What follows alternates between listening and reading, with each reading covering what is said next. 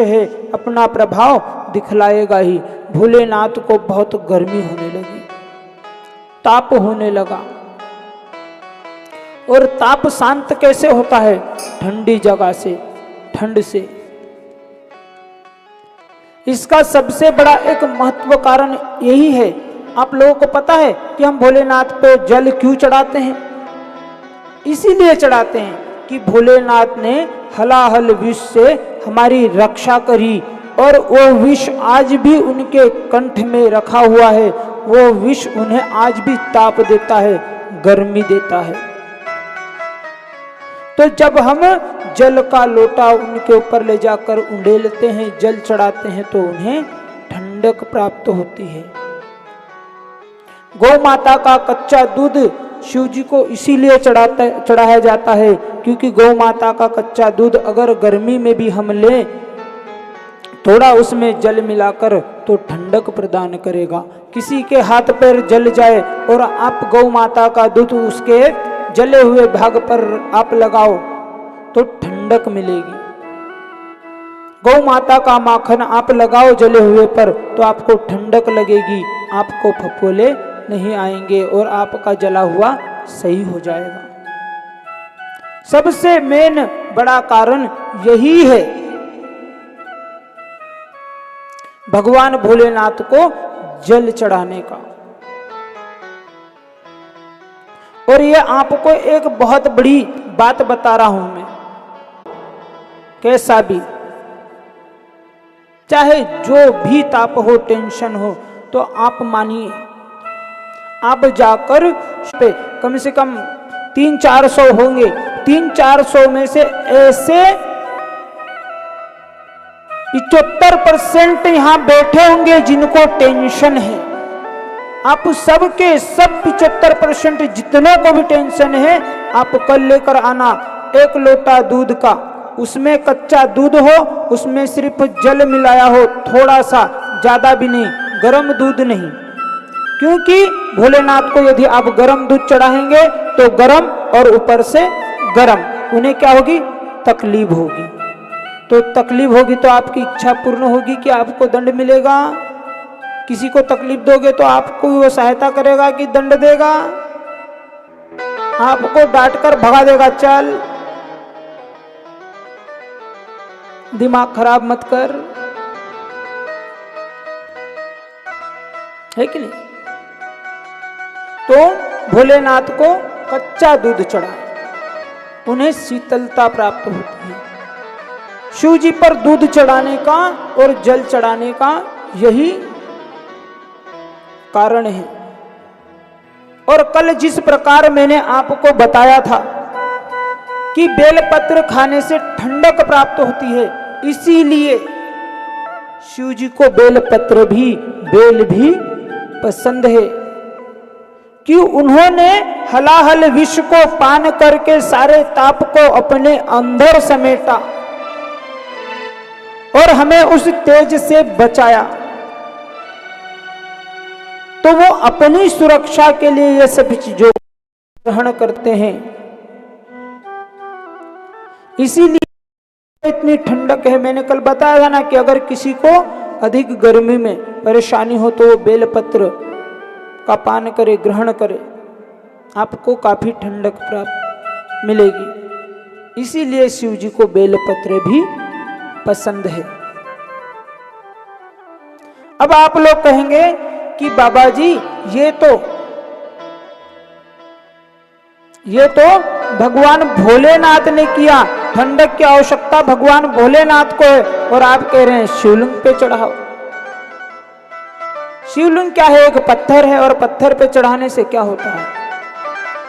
मगर सरकार, यदि हमारा भाव है कि इस पत्थर में भोलेनाथ है तो भोलेनाथ हैं। अगर हमारा भाव है कि हमारी मां देवी है तो हमारी मां देवी है, हमारे पिता देवता है तो पिता देवता है। और यदि तुमने सोचा कि अरे हैं पत्थर ही तो है, तो सही बात है, पत्थर ही है, क्योंकि भावना में ही भगवान बसते हैं, भावना में ही भगवान बसते हैं। और भावना में भाव है तो भव से बेड़ा पार है, और भावना में भाव नहीं है तो सब कुछ बेकार है। यदि आप लोगों के मन में यह भावना है कि हम शिव महापुराण में जा रहे हैं, भगवान की कथा सुन रहे हैं, हमारे दुख कटेंगे, तो मैं गारंटी लेता हूं, नहीं तो मैं यही रहूंगा। जिन जिन लोगों ने भी भाव से कथा सुनी है और उनके दुख अगर नहीं कटे तो मुझसे आके कहना कि बाबा आप झूठ बोलते हो, आपको कथा करने का, व्यास गादी पे बैठने का कोई अधिकार नहीं है। अपितु शर्त यह है कि आप भाव से सुने।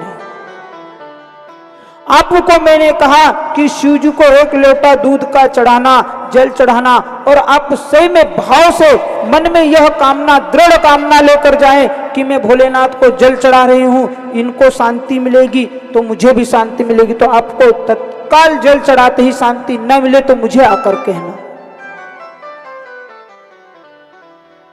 यह सत्य बात है। अरे हमारे तो देवी देवता भावना पर चलते हैं, भाव से चलते हैं। आपको पता है हमारे गांव खेड़े में ये अब आजकल तो बहुत कम हो गया है, मगर पहले किसी किसी को भाव आते थे, भाव आते थे, आज भी आते हैं। जिसको हम देव कहते हैं, देवता, वो घूमता ना हूं करके, घूमता है कि नहीं? किसी के शरीर में महा देवी आती है, कहते क्या है? देवी जी है। क्या है? भैरू है। क्या है? दानो है। किसी किसी को तो बजरंग बली भी आजकल आने लगे हैं। किसी किसी के घर ना शरीर में शिरडी से साईं बाबा आने लग गए हैं। एक ने हमको कहा कि, मैंने पूछा कि ये क्या है देवी जी, तो बोले इनको सीता जी आती है शरीर में। मैंने कहा क्या? सीता जी भी आने लग गई हैं लोगों के शरीर में। हंसने की बात नहीं सरकार, सत्य बात है, आती है उनके शरीर में। देवी देवताओं को फुर्सत तो नहीं है आने की, मगर उनकी यह भावना होती है कि मेरे शरीर में यह अमुक देवता आ रहा है, हनुमान जी आ रहा है, तो सत्य में आ रहा है। अगर उसके मन में यह भावना है कि मेरे शरीर में मैहर से शारदा माता आ रही है, तो आ रही है। अगर उसके मन में यह भावना है कि मेरे शरीर में पावागढ़ की महाकाली आ रही है, तो आ रही है, क्योंकि उसका भाव है। प्रहलाद का भाव था, तो खंभ फोड़कर उसके पिताजी ने, हिरण्यकश्यपु ने पूछा कि प्रहलाद बता, तू कहता मेरे हरि सब दूर है, मेरे भगवान सब दूर है। तो बोले हाँ पिताजी, मेरे भगवान सब दूर है। बता कहां है तेरे भगवान? क्या इस खंबे में भी है? बिल्कुल है। हिरण्यकश्यपु ने जब खंबे को फोड़ा तो उसमें सही में भगवान निकले। खंबे में भगवान कैसे निकल सकते हैं? निकल सकते हैं। आप ये पूरा करवान पहाड़ निकलता है क्या? नहीं निकलता। मगर आपका ऐसा भाव नहीं है, दृढ़ संकल्प नहीं है। प्रहलाद का भाव था, इसलिए भाव के कारण पत्थर की दीवार में से भगवान प्रकट हुए। सरकार, यदि हमारा भाव है कि इस शिवलिंग में भगवान भोलेनाथ हैं, तो हैं, और आप उनको भगवान समझ के पूजते हो, तो भगवान का काम क्या है? हमारी कामना की पूर्ति करना। तो आपकी कामना की पूर्ति होगी।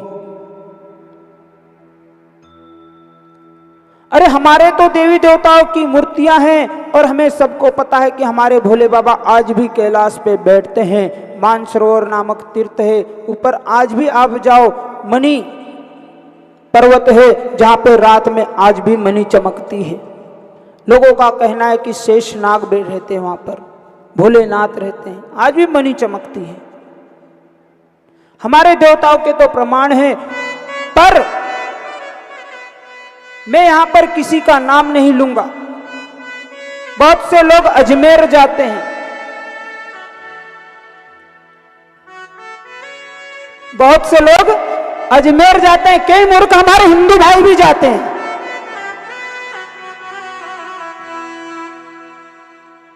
और वहां पर एक मजार बनी है जहां पर मुसलमान भाई लोग अधिकतर जाते हैं, कहते हैं ये हमारे देवता हैं। और इतिहास कहता है कि वह अलाउद्दीन खिलजी की मजार है। अलाउद्दीन खिलजी की। खिलजी कौन था? जिसे पृथ्वीराज सिंह चौहान ने मारा था। पृथ्वीराज सिंह चौहान ने मारा था। यदि वह भगवान होता तो मरता क्यों? तुमने सुना है कि किसी राक्षस ने राम को मारा, राम मर गए? तुमने सुना किसी राक्षस ने कृष्ण को मारा, कृष्ण मर गए? तुमने सुना किसी राक्षस ने भोलेनाथ को मारा, भोलेनाथ मर गए? नहीं सुना। जब मरे नहीं तो हमारे बीच जिंदा हैं, मगर लोग मुर्दों को पूजते हैं और फिर भी उनकी कामनाएं पूर्ण होती है। ये सब क्या है भगवान? भाव का खेल है। उनके मन में कि ये मिट्टी के चबूतरे में हमारे अल्लाह रहते हैं तो उनके अल्लाह हैं।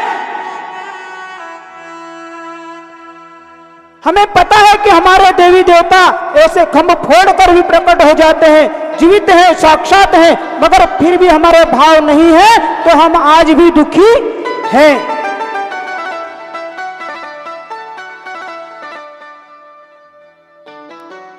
तो भाव होना चाहिए। कई जगह हमको लोग, बहुत से दिव्य ज्ञानी भी होते हैं, क्या बहुत से दिव्य ज्ञानी होते हैं जो हमें भी ज्ञान देने आ जाते हैं। कहते बाबा क्या रखा है ये पूजा पाठ में? अरे लोग मूर्ख हैं हिंदू। क्यों भैया, कैसे मूर्ख हैं? अरे महाकाल को बताओ, कई हजारों लीटर दूध चढ़ाते हैं। उतना दूध यदि किसी गरीब को दें तो उसका पेट भरेगा। अरे लोग उस पत्थर को नहीं चढ़ाते, भगवान भोलेनाथ को चढ़ाते हैं। और चढ़ाने वाले का भाव होता है, कुछ ना कुछ तो उसको लाभ होता है उस पत्थर से। उस पत्थर को नहीं चढ़ाते, उस देव को चढ़ाते हैं, भगवान भोलेनाथ को चढ़ाते हैं। क्योंकि चढ़ाने वाले के मन में भाव है कि मैं यदि यहाँ एक लोटा दूध चढ़ाऊंगा तो मेरा भगवान भला करेंगे, और भगवान उसका भला करते हैं क्योंकि भावना है, भाव में भगवान है। तो बाबा भोलेनाथ को विश्व के ताप से बड़ी गर्मी होती है, इसीलिए भोलेनाथ अधिकतर ठंडे प्रदेशों में बसते हैं। सरकार हम लोग तो जबरदस्ती उनको लाके यहाँ गर्मी में करवान पहाड़ी पे बिठा देते हैं, मगर जब से भोलेनाथ यहाँ बैठे ना तो यहाँ भी ठंड लगने लगती है। लग रही है कि नहीं आप लोगों को? देखो कितनी धूप में बैठेंगे तो भी ठंड का ठंडा लग रहा है कि नहीं? नहीं लग रहा तो बताओ, फिर कल से कूलर वूलर की व्यवस्था करवा। गर्मी लग रही है? हाँ, भोलेनाथ है ना, भोलेनाथ वहीं रहते हैं जहाँ पर ठंडा रहता है, क्योंकि उनको ताप लगता है, उनका शरीर हलाहल विष के कारण जलता है, तो वह ठंडे प्रदेशों में रहते हैं। अमरनाथ, बद्रीनाथ, केदारनाथ, ऋषिकेश, इधर देखना भोलेनाथ बहुत मिलेंगे, जगह जगह मिलेंगे, हर घर मिलेंगे, क्योंकि ठंडा प्रदेश है ना, भोलेनाथ को गर्मी लगती है। इसी प्रकार भोलेनाथ भ्रमण करते करते एक बार हमारे मध्य प्रदेश की भूमि, छत्तीसगढ़ और मध्य प्रदेश की सीमा पर अलीराजपुर जिले में जो विंध्याचल पर्वत है, जिसे विंध्य पर्वत भी कहते हैं, वहां पर आए। और आपको पता है अमरकंठ में विंध्याचल पर्वत पे आज भी कोई जाए, वहां 12 महीने कभी भी आप जाओ तो आपको वहां ठंड का एहसास होगा। आपको गर्मी में भी भर बैसाख में, जबकि बैसाख में कितनी गर्मी पड़ती है, वहां भी आपको कम्बल ओढ़ कर ही सोना पड़ेगा रात में, इतनी ठंड वहां पड़ती है, जिसे हम अमर कंठ कहते हैं। बाबा भोलेनाथ वहां अमरकंठ में जाकर विंध्य पर्वत पर बैठ गए, उन्हें शीतलता महसूस हुई और भगवान हरि का भजन करने लगे, राम का भजन करने लगे, राम का भजन करने लगे। भगवान भोलेनाथ जब राम जी का भजन करने लगे, राम नाम सिमरण करने लगे, तो राम नाम से इतना उन्हें सुख मिला, इतना सुख प्राप्त हुआ कि वो भूल गए कि मैंने हलाहल विष पिया है और मुझे गर्मी हो रही है, ताप हो रही है। आप लोग देखना, रात में यदि कभी नींद नहीं आए ना, आपको नींद ना आए, शांति नहीं मिले, बेचैनी हो रही हो, तो आप सिर्फ राम राम करना, राम राम राम राम राम राम जप करना, आपको तत्काल नींद आ जाएगी। क्यों? क्योंकि राम नाम लेने से मन को शांति मिलती है, आत्मा को शांति मिलती है, और जहां शांति मिलती है, आत्मा को शांति मिलेगी, तो इस शरीर को भी शांति रहेगी। अगर हमारे आत्मा में शांति नहीं है कि अरे राम राम राम आना चाहिए, आत्मा से कहें, भले सरकार आपको कितने ही नोट फ्री में दे रही हो, फिर भी आत्मा में शांति नहीं, और आना चाहिए। जब आत्मा में शांति नहीं है तो शरीर को शांति नहीं मिलेगी, और आत्मा को शांति कब मिलती है? राम नाम से, राम नाम जप करने से। तो चलिए हम भी राम नाम का संकीर्तन करते हैं। सीताराम सीताराम संकीर्तन करते हैं। सियावर रामचंद्र भगवान की। आवाज नहीं आई? एक बार सभी प्रेम से जयकारा लगाएं, ऐसा लग रहा है सभी सो गए पीछे माता जी भैया लोग। ये भजन जो होते हैं ना, बीच में हम देख लेते हैं कौन कौन सो रहा है, किस पे माया भारी पड़ रही है, इसीलिए भजन करवाते हैं कि फिर जाग जाते हैं क्या? क्योंकि किसी भक्त ने कहा है बहुत अच्छी बात, क्या कि राम नाम के ये हीरे मोती, ये सब बिखरा तो रहे हैं सब साधु संत, कितने व्यास हमारे देश में हिंदू सनातन धर्म में कितने गंगा बहा रहे हैं, राम नाम रूपी सत्संग की गंगा, और यहाँ भी तो गंगा ही बहा रहे हैं। पूज्य महाराज जी के अमृत मुखारवन से हम सुन रहे हैं। तो भक्त कहता है, बोलो राम बोलो राम बोलो राम बोलो राम बोलो राम बोलो राम बोलो राम बोलो राम बोलो राम बोलो राम बोलो राम बोलो राम। हे राम नाम के हीरे मोती में बिखराऊं गली गली, ले लो रे कोई राम का प्यारा शोर मचाऊं गली गली। राम नाम के हीरे मोती में बिखराऊं गली गली, ले लो रे कोई राम का प्यारा शोर मचाऊं गली गली। बोलो राम बोलो राम बोलो राम जय राम बोलो राम बोलो राम बोलो राम जय जय राम।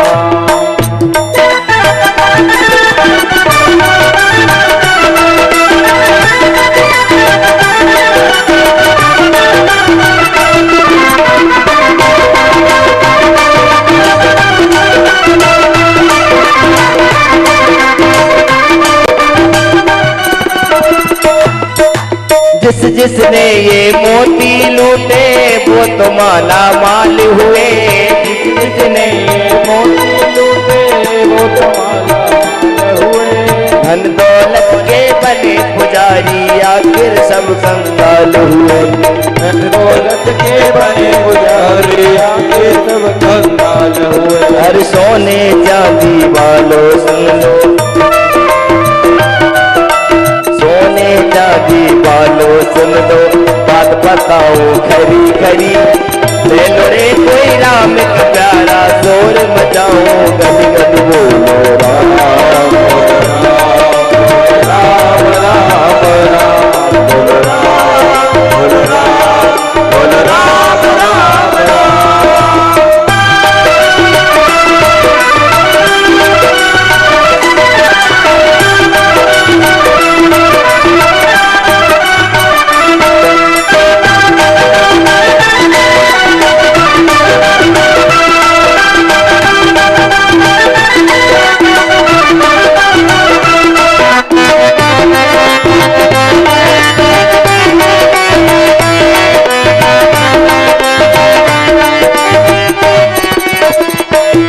भक्त ने कहा है, राम नाम निज मंत्र है, रति एक सचराय, मंगल पर धीरज धरो तो कोट विघ्न टल जाए। राम नाम लीना नहीं किया न प्रभु से हेत, वे नर ऐसे ही जाएंगे जो मूली का खेत। बोलो राम बोलो राम बोलो राम राजा राम, बोलो राम बोलो राम राजा राम, बोलो राम बोलो राम राजा राम राजा राम, बोलो राम बोलो राम बोलो राम राजा राम। राम नाम के हीरे मोती में बिखराऊं गली गली, ले लो रे कोई राम का प्यारा शोर बचाऊं गली गली। राम नाम के हीरे मोती में बिखराऊं गली गली, ले लो रे कोई राम का प्यारा शोर बचाऊं गली गली। राम राजा राम राजा राम राजा राम, बोलो राम बोलो राम बोलो राम राजा राम, बोलो राम राजा राम राजा राम राजा राम, बोलो राम बोलो राम बोलो राम राजा राम। बोलो राम सीता राम सीता राम सीता राम, सीता राम सीता राम सीता राम, सीता राम सीता राम सीता राम सीता राम सीता राम सीता राम सीता राम।